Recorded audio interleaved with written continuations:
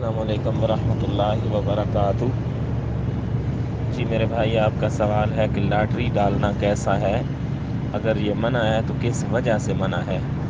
میرے بھائی، لاٹری ڈالنا اس وجہ سے منع ہے، ایک تو یہ نبی پاک صلی اللہ علیہ وآلہ وسلم نے اس سے منع کیا ہے، اور دوسرا اللہ تبارک و تعالیٰ نے بھی قرآن مجید کے اندر اسے شیطانی عمل قرار دیا ہے۔ یا ایھا الذین آمنوا انما الخمر والمیسر والانصاب والازلام رجس من عمل الشیطان فاجتنبوہ لعلکم تفلحون۔ اور اس سے اجتناب کرنے کا اللہ پاک نے حکم دیا ہے کہ اجتناب کرو تاکہ تم فلاح پاؤ۔ تو اگر ہم یہ سمجھیں کہ ہماری فلاح جوئے وغیرہ کے کرنے میں ہے تو یہ ہماری کم علمی اور کم عقلی ہوگی۔ ایک تو یہ وجہ ہے جس سے جوا حرام ہے اور لاٹری حرام ہے، کیونکہ لاٹری بھی جوا ہی ہے۔ اور انشورنس کا معاہدہ جو ہے، جس طرح وہ ایک جوئے کی شکل ہوتی ہے نا، اور سود کی، ویسے ہی لاٹری جو ہے یہ بھی ایک جوا ہی ہے۔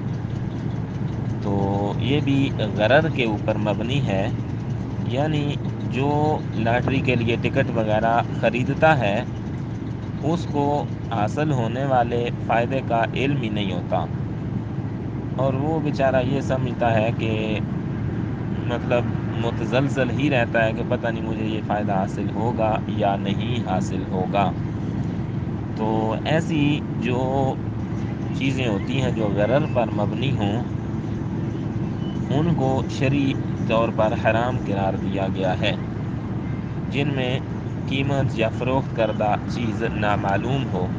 اس کی دلیل صحیح مسلم کے اندر حدیث ہے کہ ابو ہریرہ رضی اللہ تعالیٰ عنہ فرماتے ہیں کہ نبی پاک صلی اللہ علیہ وآلہ وسلم نے فرمایا کہ بیع الغرر منع ہے۔ آپ صلی اللہ علیہ وآلہ وسلم نے بیع الغرر سے منع فرمایا ہے۔ غرر لغوی اعتبار سے ایسے خدشے کو کہتے ہیں جس کے ہونے یا نہ ہونے کا قطعی طور پر علم نہ ہو۔ مثلا پانی میں موجود مچھلیوں کا سودا کر لینا۔ اب آپ کو کیا پتہ ہوگا کہ پانی کے اندر کتنی مچھلیاں ہیں، آپ کو نقصان بھی ہو سکتا ہے، آپ کو فائدہ بھی حاصل ہو سکتا ہے۔ اور ہوا میں اڑتے ہوئے پرندوں کی خرید و فروخت کر لینا، تو اس میں بھی کم یا زیادہ بھی ہو سکتا ہے، یہ بھی لاٹری کی طرح ہی ہے، جوئے کی طرح ہے، اس لیے اس سے بھی منع کیا گیا ہے۔ تو اس لیے میرے بھائی، لاٹری ان دونوں وجوہات کی بنا پر حرام ہے، ناجائز ہے۔ ایک تو اللہ نے منع کیا، دوسرا اللہ کے نبی نے منع کیا ہے۔